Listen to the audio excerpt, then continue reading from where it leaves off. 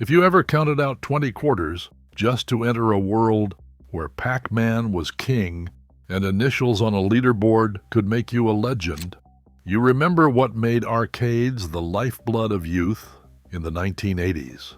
$5 might buy you an hour of social status or vanish in minutes to a quarter-eating cabinet with no mercy. Let's step inside and find out why those few moments in the shadows felt like everything. The first step inside was a shock to the senses.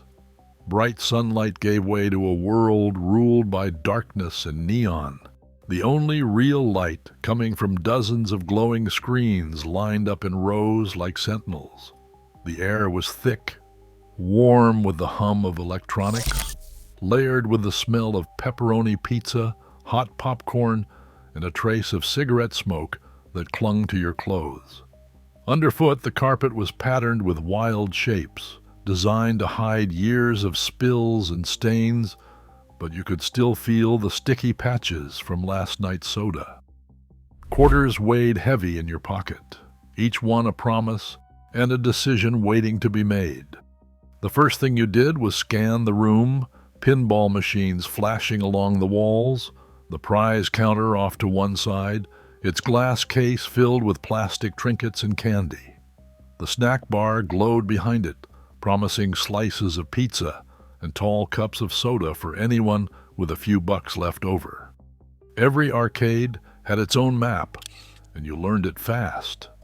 The newest games always stood near the entrance, drawing crowds and lines of kids eager to try their luck. Older cabinets huddled in the back, their joysticks worn smooth, sometimes with a sticky button or a screen on the fritz.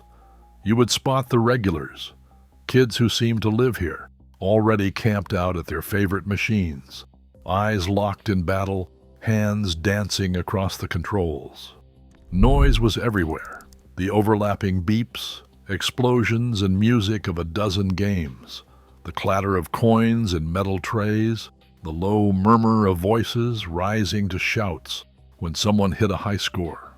For a moment you just stood there, letting it all wash over you, knowing every quarter in your pocket was about to be spent in this electric cave. $5 was the magic number.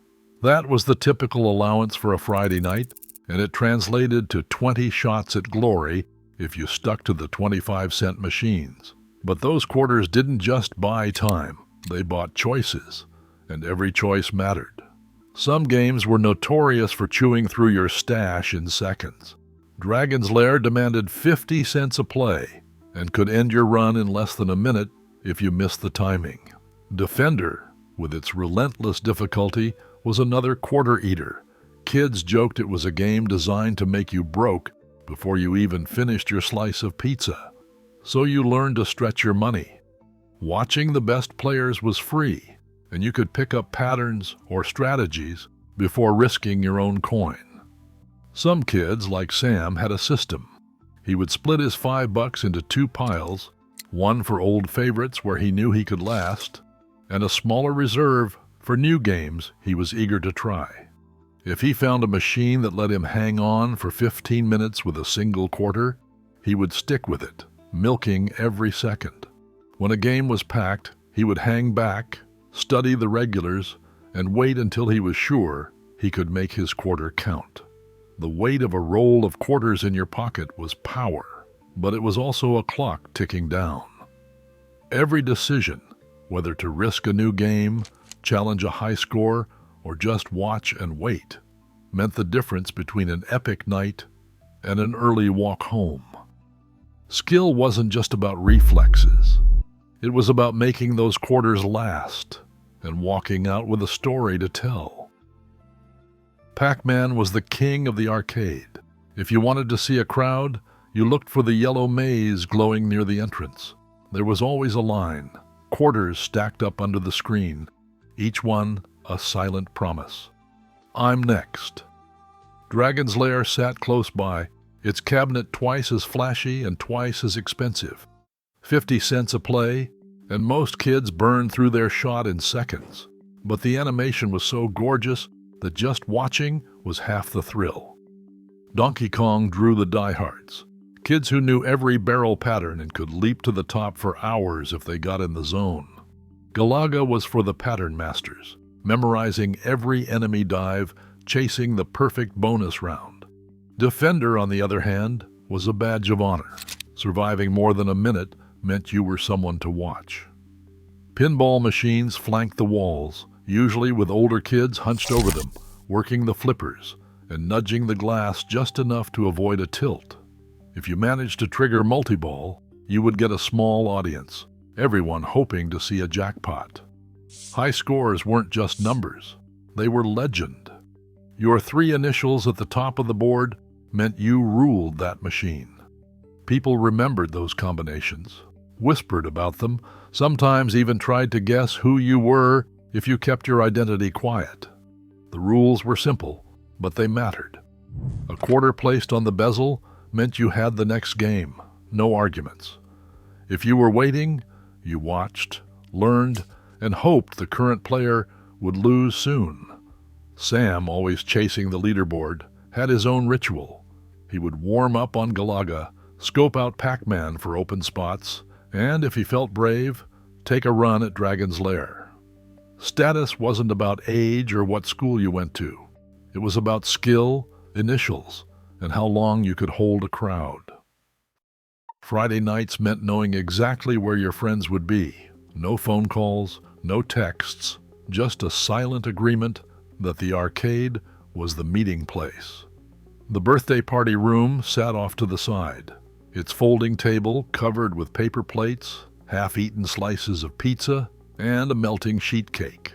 Balloons bobbed in the corner, and a stack of tokens waited in a plastic cup for the birthday kid to pass around.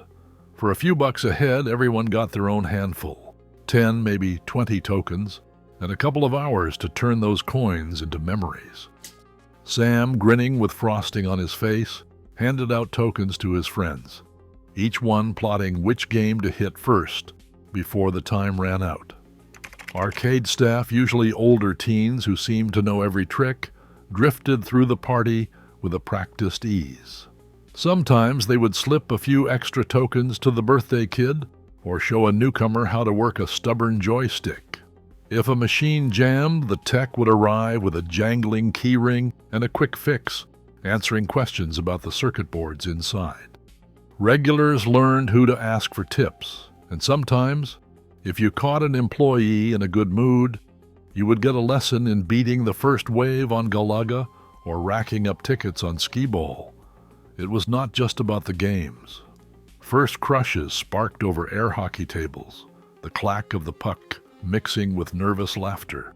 Win or lose, you learned to shake hands, manage your tokens, and wait your turn.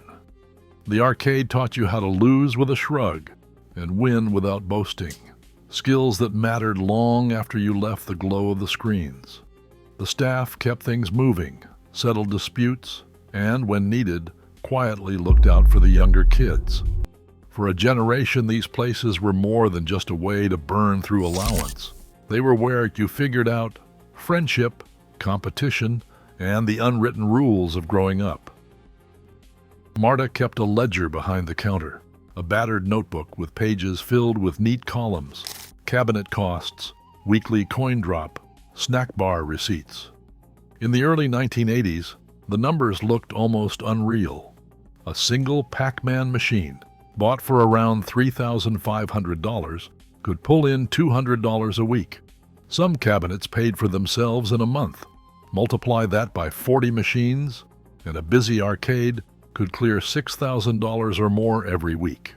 Across the country, over 13,000 arcades were doing business like this, feeding an industry that raked in more than $8 billion in quarters in 1982 alone.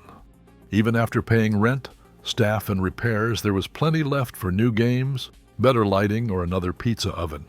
But the math didn't stay friendly. By the mid-1980s, it started to change. At first, it was just a dip, fewer quarters in the box, more machines sitting idle. Operators tried everything, rotating out old games, running token specials, adding ticket redemption. Still, the numbers kept slipping.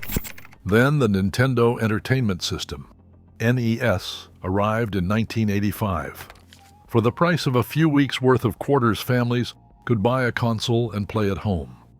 The NES delivered arcade-quality graphics and sound, and suddenly the draw of leaving the house for games didn't feel as strong. By the early 1990s, arcades shifted toward fighting games like Street Fighter II, or they filled their floors with ticket redemption machines. Most standalone arcades closed by the mid-1990s. The ones that survived often did so by attaching themselves to pizza chains or bowling alleys, or by reinventing themselves for adults as barcades, where nostalgia and craft beer replaced the old quarter economy. Marta's ledger ended up in a drawer, a record of a time when every beep and jingle meant another coin, and every coin kept the lights on a little longer. Physical arcades may have faded, but the urge to gather, compete, and belong still shapes digital life today.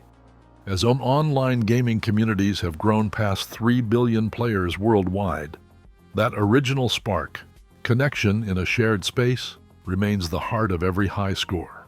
Thanks for watching.